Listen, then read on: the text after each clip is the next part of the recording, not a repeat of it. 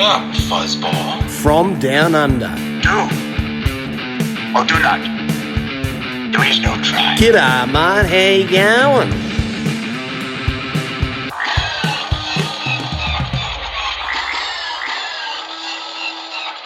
G'day, mate. How you going? This is Adam O'Brien, the Fantha from Down Under. Welcome back to the show and back to Fantha Tracks Radio. And tonight we've got two amazing guests that might just be involved in a little bit of Star Wars. That's right. We have, first up, Eric Walker, the original Mace. That's right, the OM, the original Mace. That is, of course, before Mace Windu, we had Mace Towani. That's right, from the Ewok films. And, of course, Eric is also an accomplished musician, and we're going to be chatting a little bit about his music and much, much more here on the show.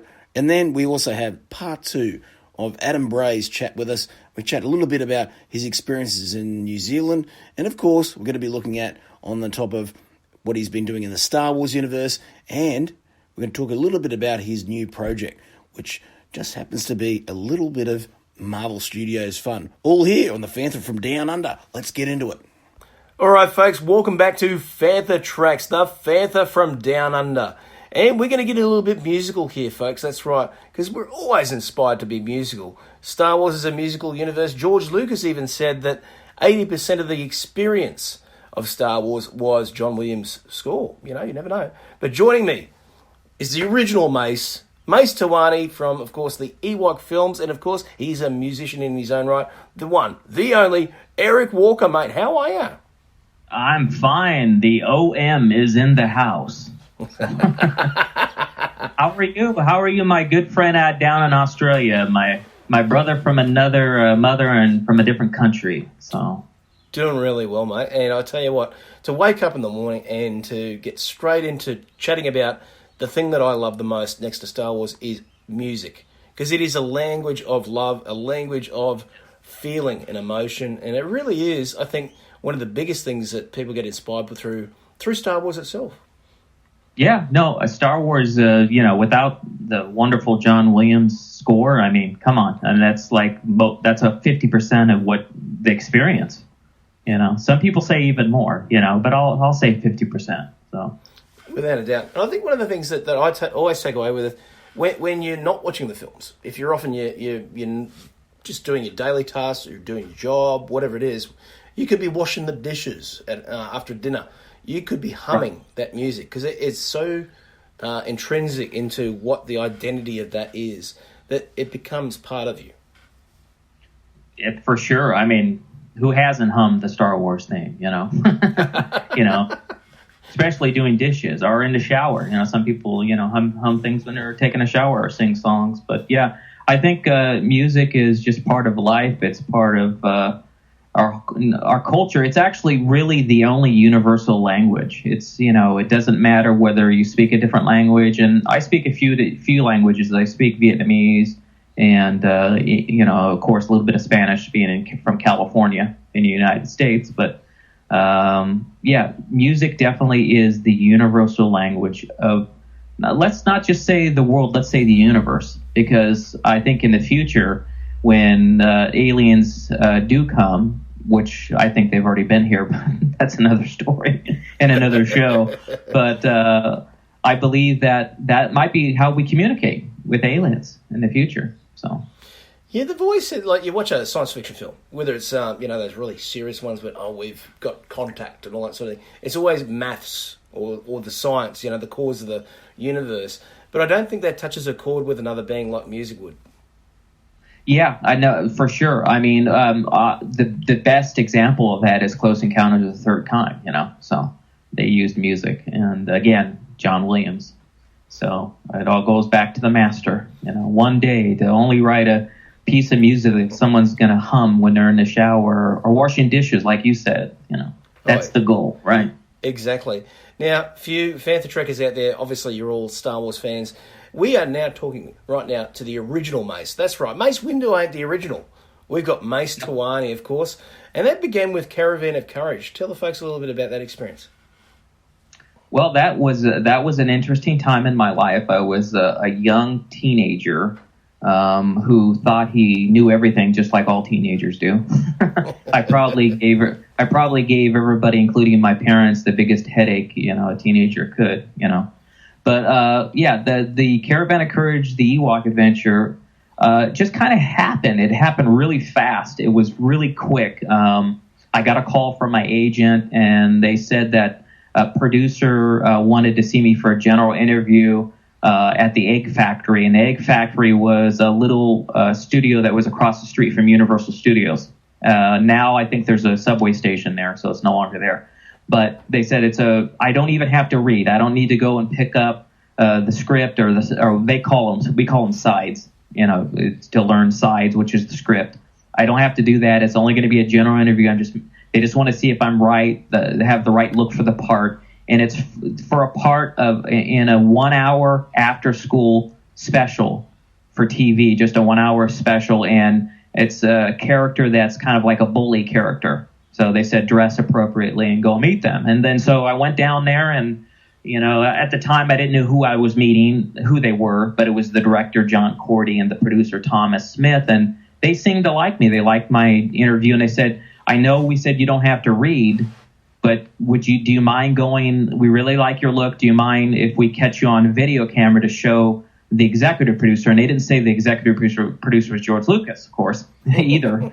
So they wanted him to see me. And I said, I'll do it on one condition, as long as you let me do my monologue, because I prepared a monologue because I was really studying a lot at that time. I was going to acting school, and I thought, I wanted to be professionals. And they said, okay, we'll get your monologue too. So I went out and studied the script for about 10 or 15 minutes, came inside, read the script, and then I did my monologue. And then they said, thank you. And that was it. So we'll be in touch. And come to find out later, and I've shared this story many times, so some of your listeners might have already heard this in a prior interview, but the only thing that was recorded was my monologue. The producer forgot to hit the record button when I was doing the regular script.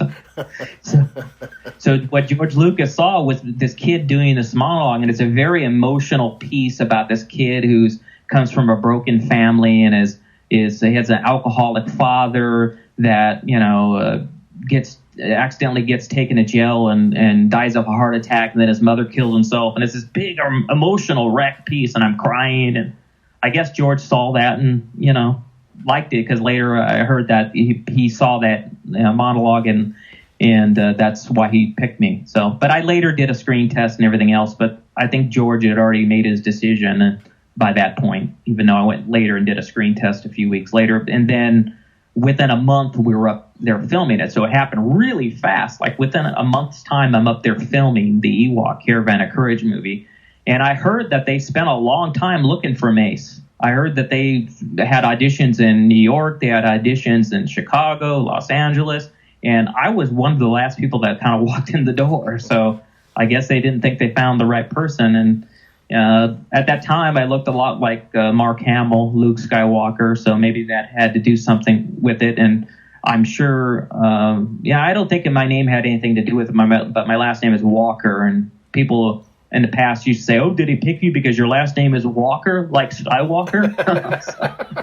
No, it has nothing to do with that. It's just a coincidence. So, but yeah, it was a very fast. It was a very fast thing. I was up there filming right away, and they asked me to. Also, I was a kind of this chubby, overweight kid at the time, and they said, "Can you lose at least 20 or 30 pounds too?" So I had to work real hard. I ended up losing like 20 pounds, and I was at the time I told the director, "I'm sorry I didn't lose 30." He goes, "No, you look great." And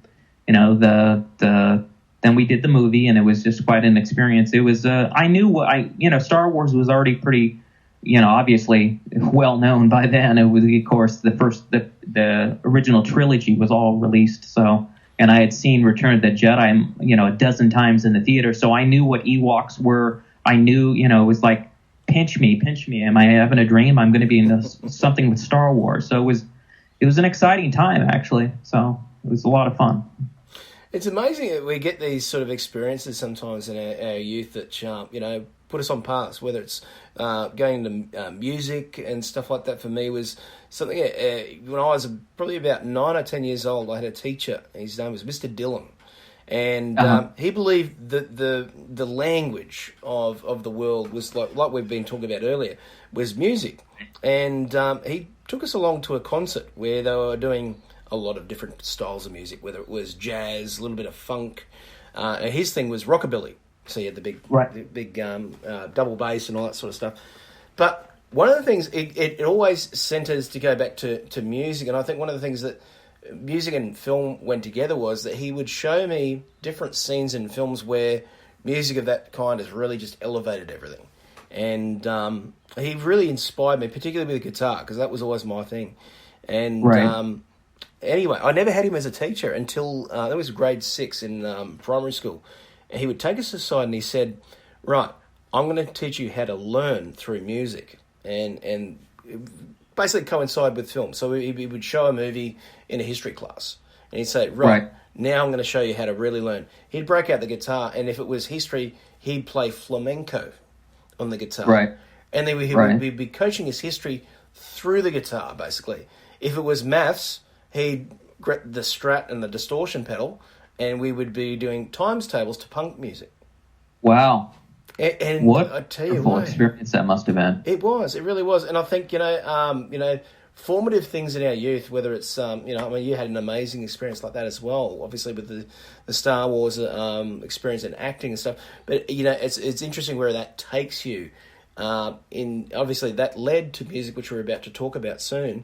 But it's since you brought up schooling, that's kind of how my musical, how I started in music was later in high school. We'll talk about that in a second, but that's, you had a teacher, but we'll talk about what I did in a second. But that's great that that is a great way to teach. They're finding out more and more how important music is in schools, and we really, really need to support music education more, because it's much more important than people realize. But that's great that happened to you, and that he was able to show you the correlation of, in different things, whether it was math or it was history. That's beautiful. That's great. It really is. I mean, I think at the time, at that age, anywhere around 10 to 13, we're still trying to, as a person, trying to figure out where we are in the scale of things. Because, being a teenager is a very, hard time, because you get all the hormones racing and all that sort of thing, and don't know where you are in the space of, should I do this when I leave school? Should I do this? Well, sport, all these different things racing around your mind. The water is in your life, sure. Oh, yeah, definitely. And I think music was the one constant. So I remember him, I had no guitars at the time, and he said, there's 5 guitars over there, Adam. Go over there, pick up one that you like, and he said, take it home. And so he gave us a Guild guitar. It was a steel 6-string. I didn't know anything about notes, all that sort of stuff. Right. And the only thing he showed me was tablature. He said, right, take this home. This is the fat string. This is the skinny string. He said, now, go and teach yourself. and basically what we would do is we'd have 4 guitar players, and he would sit in front of us, and he would play In Excess. It was the first song I ever learnt, was one of the ones off the Kick album, I think it was. And I remember playing the three chords. There was only 3 chords in any of their songs, and and going, wow, okay, I'm playing along with guitar, and that's it. They got straight me that rhythm, that language. I went, I want to do this. Yeah, no, In Excess was great. Was it Need You Tonight? Was that the song? Yes, it was. That was a big hit. Yeah. Great band. A lot of the greatest songs ever written are only 3 chords or 4 chords, for sure. Yeah.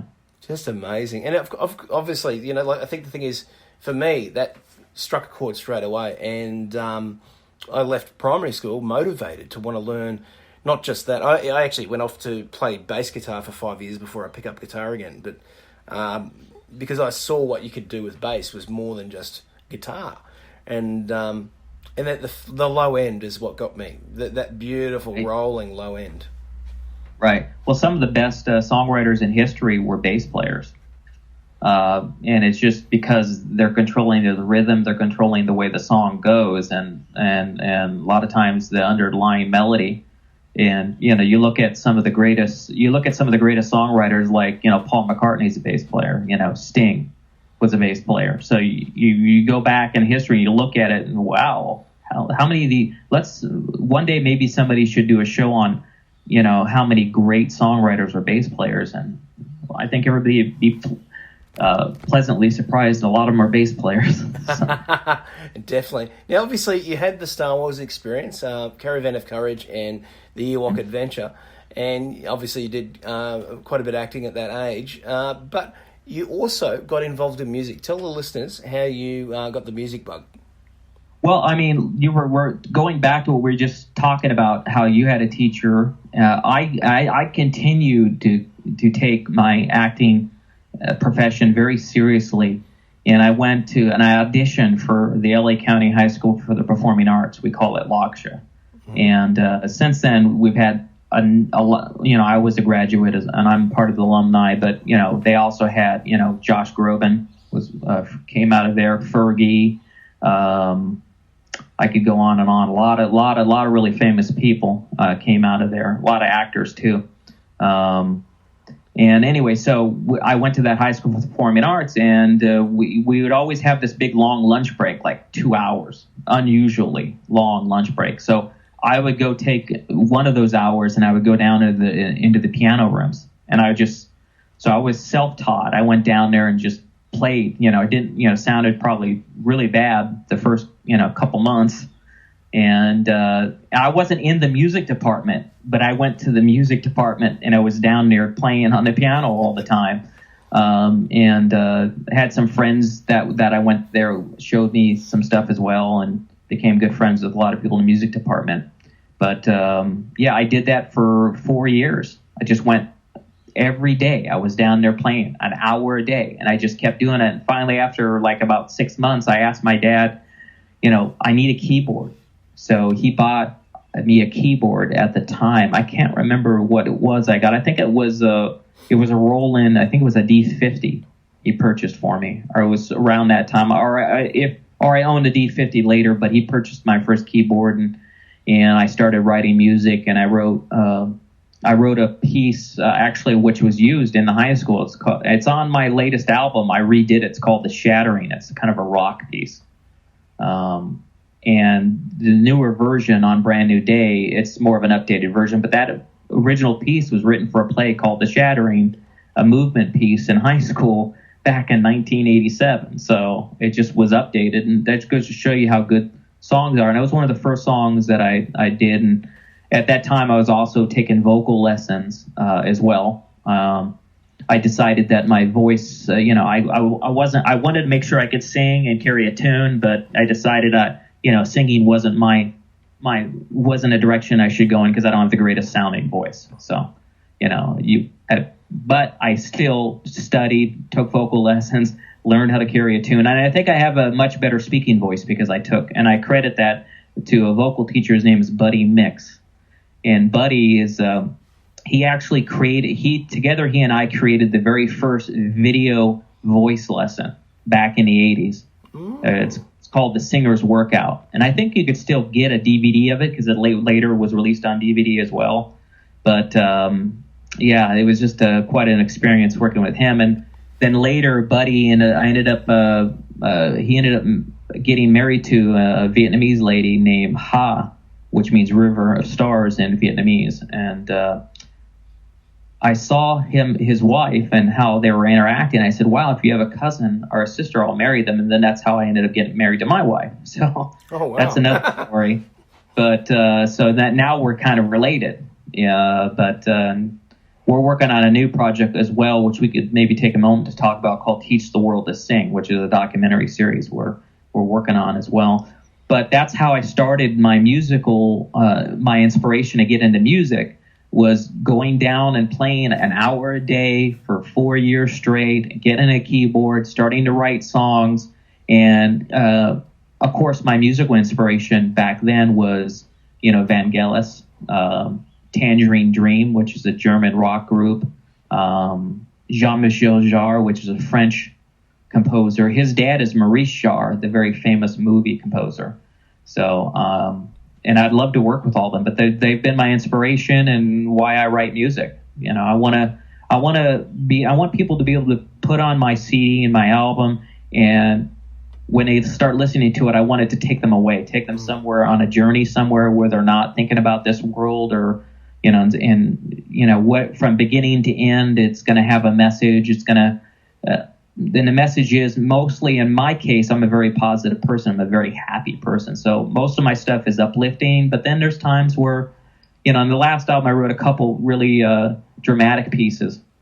You know, that were based on the events that happened in my life. But then the next day I wrote the song Brand New Day because I wanted to get out of that mode as quick as good. So, you know, yeah, so in the future, you know, my goal is to continue to, you know, release albums, but I would also, at one point, I'd like to score movies. So, and I think that would be a natural progression in my music, is to be able to score movies. And that's where I'm hoping it will go somewhere in the future, because I am very inspired by music, even in movies. You know, of course, we talked about John Williams, and there's a lot of really great composers, you know, other than John Williams. Of course, he's the master. But yeah, that's where I hope it goes someday, because there's a bunch of songs that I have on my albums that are based on, inspired by movies, as you know, because the names of the songs, like, you know, Pandora was inspired by Avatar. One day, hopefully, James Cameron could hear that, because I think that would be a perfect piece for, you know, even if he used the song and I don't score the movie, because he's going to have someone who has a big track record, he could have the song if he wants it. Pandora was on my Universal Delight album, and then I had Alien Love Song, which was based on, kind of similar to Babylon 5. No, not Babylon 5. What was it? The Fifth Element. Fifth Element. It was based on that, yeah. So, and I'm just, you know, I just write music based on my inspiration at that time and, you know, what's happening. And sometimes I get melodies sent to me, you know. I believe they're sent to me from God, or angels that are giving me melodies, and that happens as well. And then I'll get up and I always keep my keyboard on, just in case. You know, I'm going to wake up at 3:00 in the morning with the melody that won't get out of my head. So, yeah, so you can put it straight down. It's almost like, I think musicians need notepads, and our you know, our instruments are notepads in some ways. You know, like we use those to, you know, straight away get our ideas out, because our minds are so creative. We're constantly tossing ideas back here and there. You know, what if I put an A chord on that? Why did this riff on that, or vice versa? Right, and you know, and sometimes, you know, I get too lazy and I'll hit the recording device and I'll hum it the best I can, of course.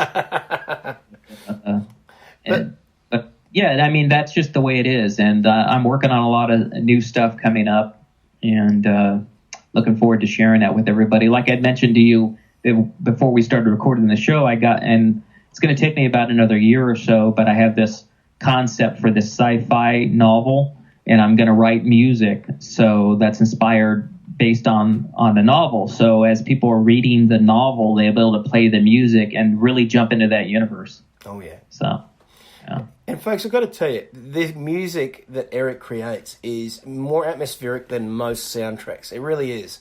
For example, I have about an hour's commute every day to work, and I put on Tangier Dream or Universal Delight or Brand New Day, and there's songs there that will just take you completely out of your element. They'll take you out of where you are, whether it's in that daily grind of sitting in our little cars waiting to go, you know, and obviously our traffic's so bad here, we get the time to actually listen to an entire album. It really is. It sounds like LA's traffic. Probably is, actually. But thank you. Yeah, I've reached my goal then, if that happens with you, because that's always my goal, is to, you know, help you forget and move on, you know, be in whatever space you want to be in at that moment. And each song will take you on a different journey based on what the song is, whether it's, you know, like Brand New Day is a very happy song. It makes you want to dance and be happy and shout to the world how great love is and how happy you are to be alive. Then it changes when you get to, you know, Quest with No Name, or you Cosmic Dance, that's a different song. They're just totally different. And our Accidental Fury, which kind of has some, which came by accident. I hit the wrong notes and I recorded it, so I ended up using it and built upon that. That's why the song. But you had mentioned to me at one point that song Accidental Fury reminds you of a lot of the old Chinese movies, like Bruce Lee movies or whatever. Has that kind of an element to it. And then other tracks have kind of a Western type of element to it, so. And there's a real narrative to them too. I mean, we're talking about, these are instrumentals and very powerful instrumentals because the music itself carries a story. If you listen to it with your heart, you will see a story through them.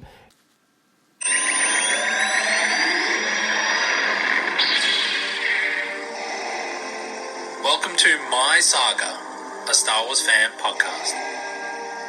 Each week we'll bring you stories of how Star Wars impacted so many fans from around the globe, along with Star Wars news, reviews, and discussion. We would be honored if you would join us. So grab a Scarif Soda, deploy the garrison, put your feet up, and join us here today at the My Saga podcast.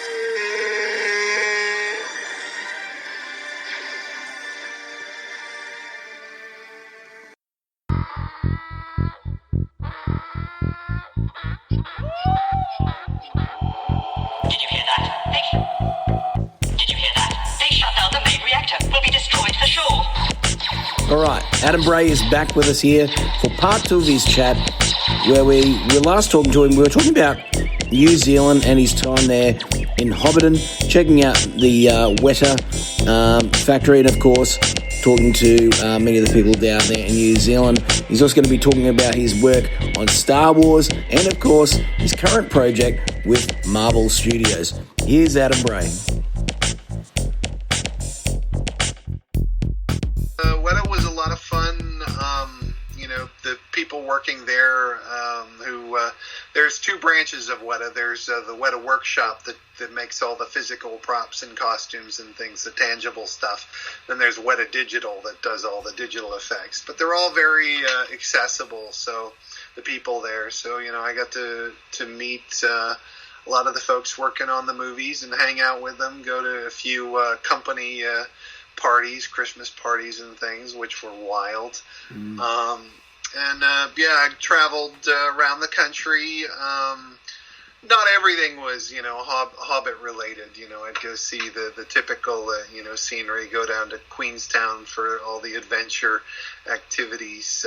But I went to the Hobbiton movie set where they've got, Bag End and the whole Hobbit village there with all the Hobbit homes set up just like they are in the movie. So you actually step into the movie and it's all, very real. They've got clotheslines with their laundry hanging and gardens with all the fruits and vegetables, and the Green Dragon, you can order lunch or drinks. So yeah, it's really an amazing experience. I've been twice. I'd love to go again.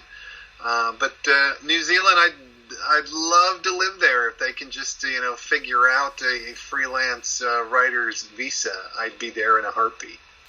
There you go, New Zealand government. Make it happen, because this is going to be an awesome thing. And plus, I think that Hobbiton itself is, for me, a little bit like the first time you watch Star Wars and you see Mos Eisley. Everything's so tangibly real because of the care that the set designers and just the people making the set themselves put into that real world touch. Yeah, it is completely authentic. I mean, it looks just as real as my house does here, and I'm really hoping they've announced this new Middle Earth TV series for Amazon, and I guess they've announced the 2 showrunner guys, and it's not Peter Jackson, but there's still a question of where they're going to film it. Is it going to be New Zealand? And is Weta going to actually be doing the designs and props and things or not? So I really hope they do. I hope they continue to keep it there in New Zealand. It would be a great excuse for me to go back there. Oh, definitely. And I think, look, I mean, why wouldn't they? I mean, the thing is, you've got sets already built. I mean, they haven't deconstructed Hobbiton; it's still there. Things like Right. that are just there, and the natural landscape. I mean, you don't get that anywhere else. It's why people were making films down there for so long. You've got Ghost in the Shell made, I think it was in Auckland, over there. I even had a couple of friends over there snapping pics who said, "Hey, bro, check this out." You know? Yeah. It's funny because you go for walks along the beach. I met Evangeline Lilly there at the beach one day, who's very nice and gracious with her time with people. I'm not sure if I was in her position, I would be so kind. But yeah, you run into actors and recognizable people in production all the time. So it's a lot of fun. It's great, isn't it? And the passion that they have is clear. I mean, you got directors like Taika Waititi, who obviously done Thor Ragnarok, and right. He's. I'd love to see what he would do with a Star Wars movie, for example. That are just, they've got that zest for life, but they want to involve everybody in what they do, and I think that's, for those sort of big productions, it's perfect. Oh yeah, totally. Yeah, Taika is. I love Thor Ragnarok. It's probably my favorite Marvel film after Guardians of the Galaxy. So yeah, I'd love to see him involved in more stuff. But there's just that great Kiwi sense of humor and Kiwi creativity that's just brilliant. We need more of it. Oh, we do. I'm following a comedian they have over there who's does a lot of voice work, but he's in a lot of Taika stuff. He's named Rhys Darby. And Rhys is, again, got that larrikin sense of humour that the New Zealand sort of comedy is. And no matter what he does, he brings that to the table. And it affects the comedy around them, or just the acting. And you get that in all their writing too. It's great. Yeah, I definitely appreciate it. Awesome, yeah. So you got involved, obviously, in Star Wars, and you've done, I have to say, some of the greatest Star Wars work out there. Now, we're talking about Rebel's Guide was the first one I picked up of yours, which I thought was fantastic, because we didn't really know a lot about the series here in Australia. I think we got it a few months after the US release. Right. Yeah, that was my second Star Wars book, and it was a real vote of confidence from Lucasfilm to, for someone who's really very new to get to work on, something, a new TV series, before it had come out, to actually see the material, the scripts and the designs and things. I guess I was looking at it a year early, and learning that Ahsoka was coming back to Star Wars before everybody else. It was just, when I saw that little detail on the page, I just wanted to explode.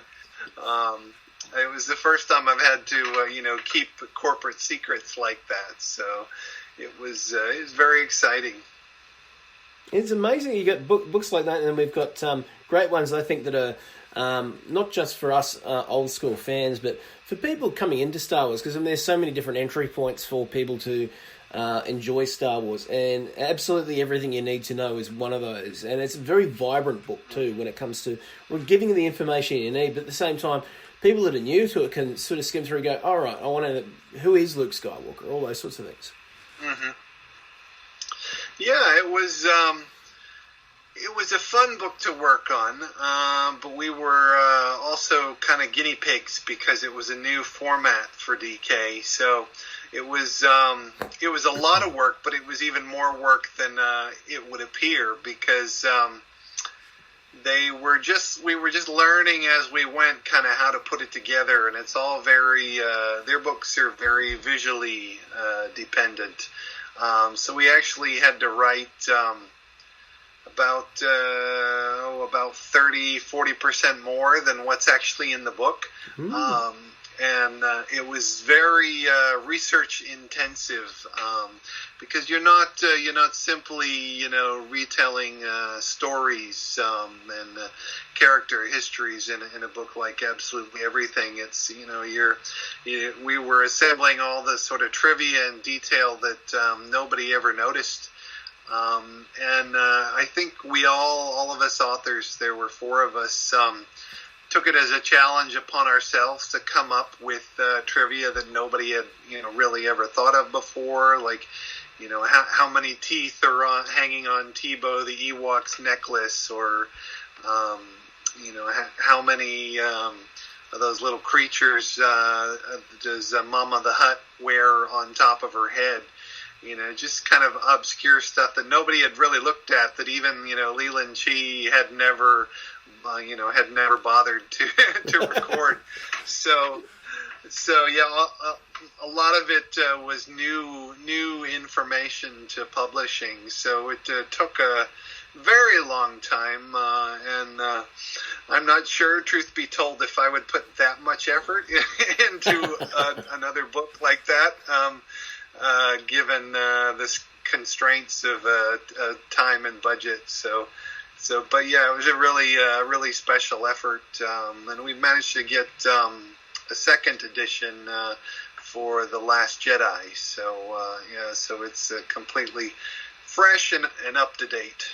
It's amazing. And then, of course, with the big one that I love, and it comes in a nice slipcase, is The Ultimate Star Wars. And a lot of people that are, I think, new to it, out here in Australia, picked up, because it comes in I'm guessing, overseas as well, in a fairly large edition. And I thought that was absolutely fantastic, because you get to see the timelines of events. You also get to see details that people wouldn't be used to if they didn't know the animated series and stuff like that. Mm-hmm. Right, yeah. The Ultimate Star Wars, you guys get that special edition overseas, because we don't get the slipcase here in the U.S. We just, and I think there's some prints too that you can take out as well. So we don't have that in the U.S. We just have the paper dust jacket, which I've heard DK is discontinuing on their books, which I think is a good move, because I know what happens is those paper dust jackets just get damaged on the shelf or in shipment. So I think that's better myself. But so yeah, you guys get that deluxe version overseas. But that was also the first of that format. I tend to be kind of a groundbreaker for DK. But yeah, there were 4 of us, myself, Dan Wallace, Tricia Barr, and Ryder Wyndham on that. And it was remarkable for the quantity of content on it. It's a really labor-intensive book, taking everything movies and animation and putting it in chronological order as it appears in the franchise. So it definitely gives a good overview of everything. And it that really caused me to become an expert in Star Wars. I think really that's the marking point where I felt like, okay, now I'm an expert in this. And it was also, they said at the time, I guess it was, well, they said it was officially canon. I'm trying to think. I guess there were canon books before. Well, I can't remember if that was the first canon book, but there was some big deal about it being canon. I remember that. Maybe it was the first canon reference book. Might be because I think that came out the same time as was it John Jackson Miller's? I'm trying to think of the Rebels book he did, A New Dawn. I think that's when it came out. I think so. Yeah, so it might be that in tandem together, because that was all pre Force Awakens. So yeah. I'd say so. And all these books are fun because, I typically get to invent a little bit of extra supplemental information, or include things from legends and kind of fold them back into the information. So that's always fun to make up some new creatures, or some new aspect of location or something. So inject something new into the local cultures. So I always try to do that on every spread in the book if I can get away with it. That's awesome. Obviously, we've got a new film shooting now. J.J. Abrams back at the helm, episode 9. And what did you think about... We got Lando back. What did you think of that? Oh, I loved getting Lando and Han and Chewie back in Solo. But yeah, you mean Billy D. Williams. And, Billy D. as well. Yeah. Solo was great. Yeah. Yeah, that's pretty exciting. I wasn't sure if that was going to happen. And truth be told, I'm not sure that it originally was going to happen. But I think with Carrie Fisher's passing, I think we really need another legacy character, strong legacy character in this movie to really give it that weight of authenticity. So I think it's very necessary for Billy D's character because of events. But so yeah, I'm excited to see him back in Star Wars. Oh, definitely. I mean, again, we've got another wrap up of a trilogy, like we've had with Return of the Jedi, Revenge of the Sith. What would you like to see? If you could think about in your mind's eye what you'd like to see happen in this film. Yeah, it's hard because there's a mix of what I think it needs, what I want to see, what I haven't seen yet in the last two movies that I'd like to see. So that's a tough balance. I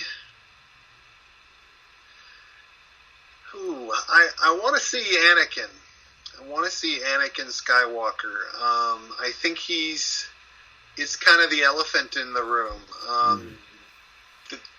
I think Rian kind of ignored that aspect, but JJ made a big deal of Darth Vader, his legacy, and Kylo, kind of fanboying on his grandfather. So because JJ's back at the helm, I think we will have more Darth Vader. And I think there's some hope that we'll get a Hayden Christensen appearance, which I want. I think the fact that Disney brought him to Celebration, wherever that was, back to the stage, I think that's an indication that they're warm to that idea, and he seems willing. So I'm hopeful for that. I want Luke's heavy involvement in this, but I think we will get that. I guess they've announced him in the cast. I feel like there's a big Snoke backstory shaped hole in all this. We still need that. But they've got to figure out how to make that relevant to the story of the third movie, which might be tough. But that's I'm in the camp that we should have had that, and we haven't had it yet. So we need to work that in. I'm not satisfied with Rey's parentage. It's funny because in The Force Awakens, I didn't care who Rey's parents were. It really didn't matter to me. But the anticipation of waiting for the next movie, I think something about the waiting made that seem more important. And the fact that they reference it in The Last Jedi elevated its importance. gave it more importance than it didn't even have in the first movie. So I want that revisited, because I think Kylo's a liar, and there isn't really any reason to believe his suggestions and all of it. So I'd like to go back to that.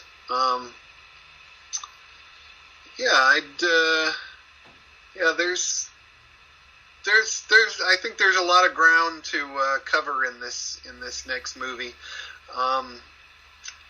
and I know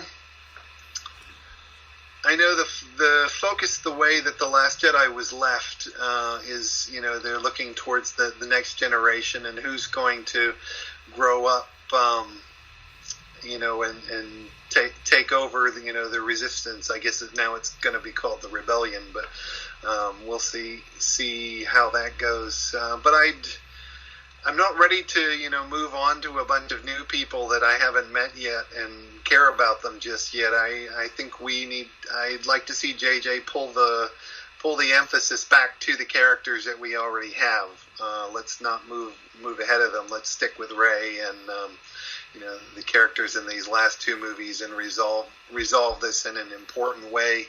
I think Broom Boy can wait a while before we see him again. We don't need to see him in the next movie.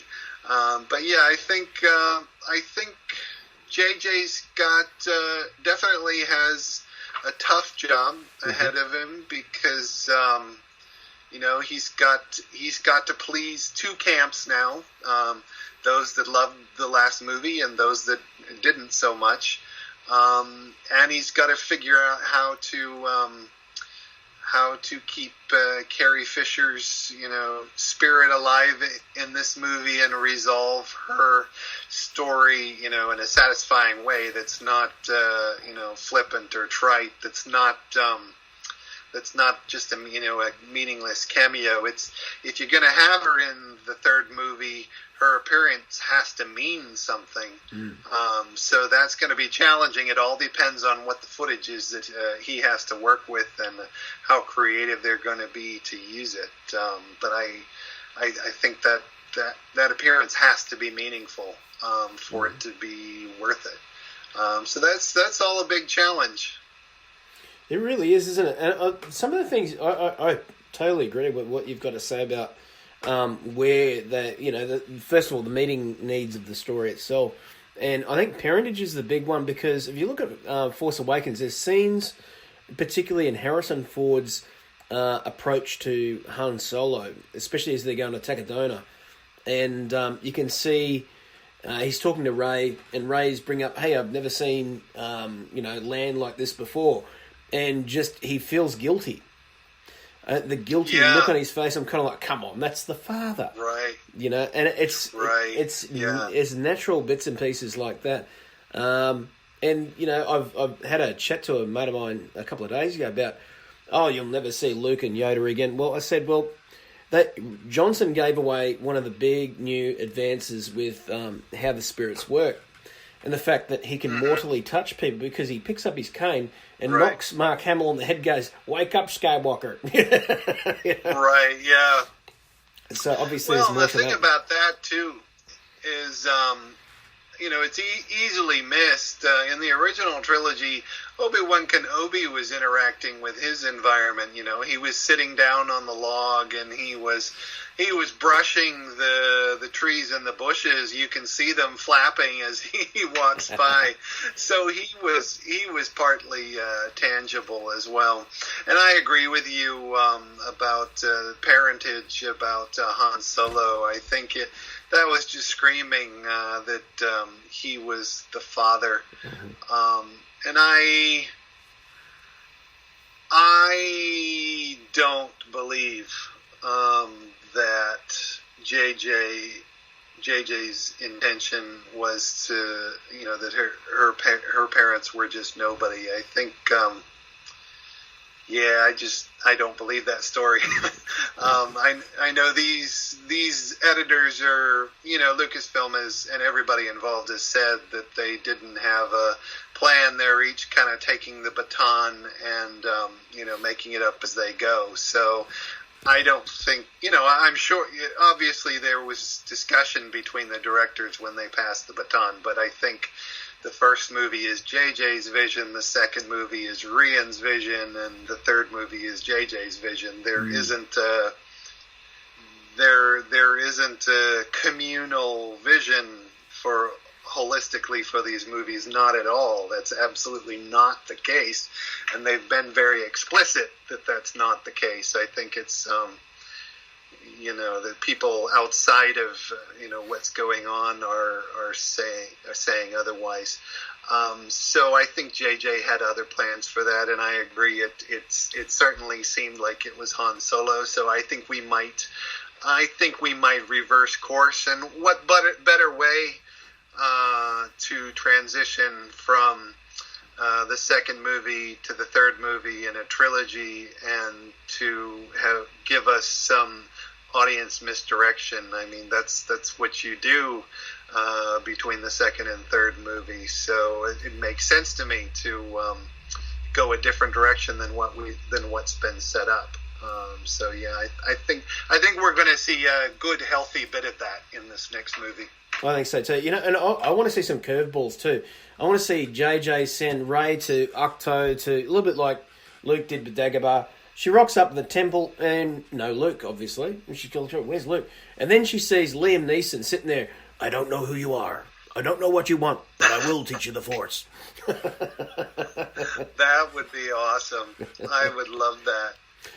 We need more Liam Neeson. Oh, we do. I mean, I think a lot of people, particularly around episode 1, we got this film which I think was too smart for people at the time. I mean, it was a very clever script, and it was aimed at a younger demographic for what it was. But the symbiotic relationships idea, I mean, Liam loved that script, and he says so in a lot of the interviews, and that's why I think he had such a passion for Star Wars.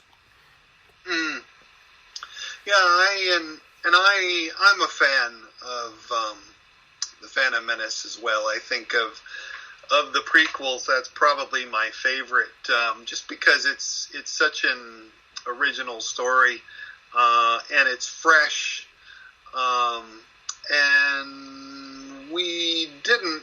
There weren't really any requirements on it, apart that Anakin had to survive at the end of it. But otherwise anything could happen, and I just really enjoy that freshness about that story. It's probably the most it's the most complete, polished, and standalone, all on its own weight of the 3 prequel movies. So it's a lot of fun. So, and I can understand why Liam, would enjoy that and be enthusiastic. And he's just such a great actor. Even if some of his movies aren't always great, I think he's great. he's just a fun, admirable personality and a good actor. So yeah, I really hope, especially someone who's always been, enthusiastic and supportive of Star Wars. I hope Disney will take advantage of that while he's young, willing, and able. 100%. I mean, there's a growing conception out there that Liam Neeson will just do movies with OR on the end, like The Communicator, The Transporter, or whatever like he's the new Charlie Bronson, like when Charlie Bronson was doing all those Canon films. I remember back in the day it was Chuck Norris and Charlie Bronson, and Canon Films had 2 scripts that would come in, and they'd both have a Charles on the front. Or is it for the first Charles or the second Charles? But I think Liam's better than that, particularly if you've seen Warwick Davis's show Life's Too Short. When he's on that. No, I've not seen it. He tries to be a stand-up comic in it. Liam Neeson. And it's hilarious because he gives the same delivery he does in Taken, and it's with Ricky Gervais as well. And some of the funniest things. So, folks, if you haven't seen it, jump on there. It's harsh but funny at the same time. So, what are you working on currently that the folks here at Fantha Tracks can check out? Sure. Well, let's see. My most recent book in stores is Marvel Studios 101, All Your Questions Answered. Wow. And that, I think that is the first Marvel Studios book, official book, other than the art books that are focusing on the films. So it's a kind of a comprehensive, bring you up to date for Infinity War and Ant-Man and the Wasp, covering all the movies up till now. And then in the fall, I think the end of September, I have Marvel Studios, the Visual Dictionary. So this is the same sort of format as has been done for Star Wars for about 20 years now, I guess. DK's had these visual dictionaries. They're kind of the foundation of their publishing for all the props and costumes and characters, everything, tangible that's in the movies, giving all the background information and annotating and diagramming everything in the Star Wars movies. Now we're doing it for the first time with Marvel Studios films. And this covers everything up till now. So it's 10 years of Marvel movies all in one book. So it was a tremendous undertaking. I still can't believe they let me do it all by myself. Wow. So that was a real privilege and honor to work on that. And it's great because it's full of a lot of new information for the first time, a lot of background details and things, full of Easter eggs, full of stuff, new stuff that's never been told before.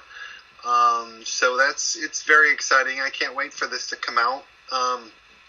And because it's the first of its kind, I don't really know what's in store for promotion. DK always kind of surprises me, and who they get involved in and how it gets advertised. So I'm excited to see how that goes. But I will be, for that, I'll be promoting it at Fan Expo Canada in Toronto at the end of this month. That's the first time I've been to a convention in Canada, so that'll be fun. And I think I can say I just got asked to come to New York Comic Con, so I'll be there again. I think this is like the 4th or 5th year in a row, so I can usually depend on coming to New York in the fall. That's early October. And I am currently working on Marvel and Star Wars stuff, though I can't tell you what that is at the moment. But they're keeping me very busy. Awesome. Well, that's so loud to get into something like Marvel's just amazing, because I think it's such an amazing universe. Just like Star Wars, it's so well developed.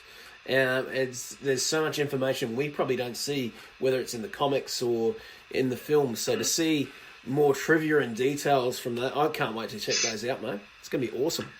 Yeah, I'm very excited. I can't believe. I mean, it was amazing to get to work on Star Wars, but now to blaze this trail with Marvel Studios, because these are the first books for these movies.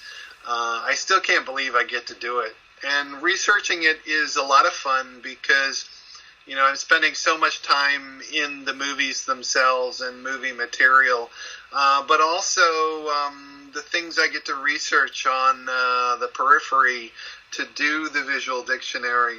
I'm researching about Norse mythology, who Thor and Loki, and all these characters actually are, and, to get some more background information, that I can draw from the mythology to fill out some of these things, and to research World War II stuff for Captain America, And to look at old, army uniforms and the weapons, the guns and the tanks and, the costumes and all of that to make the details as authentic as I can.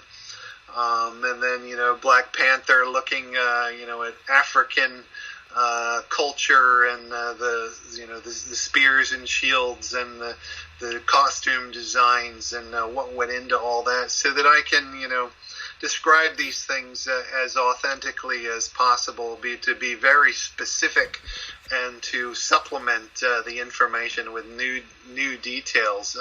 It's a lot of fun, and it's a great learning experience for me.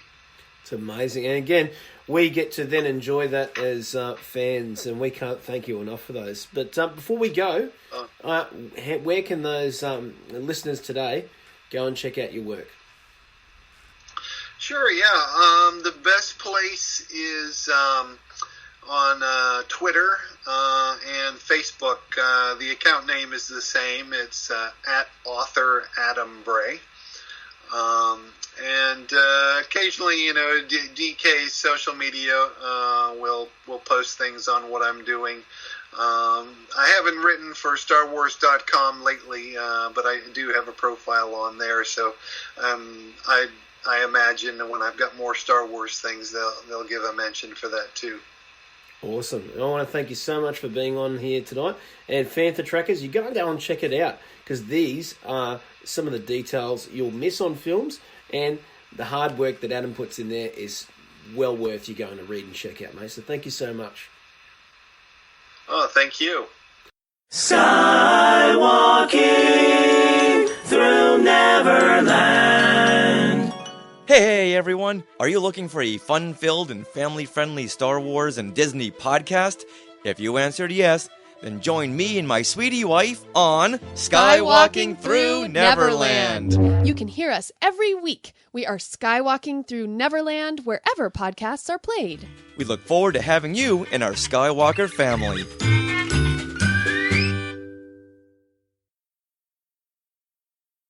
Thanks for joining us here tonight for episode 7 of The Fantha from Down Under. I'm Adam O'Brien. We'll catch you next week, where we have Eric back for part 2 of his chat, talking about what he's been up to in the world of music here on the Fantha Tracks Radio.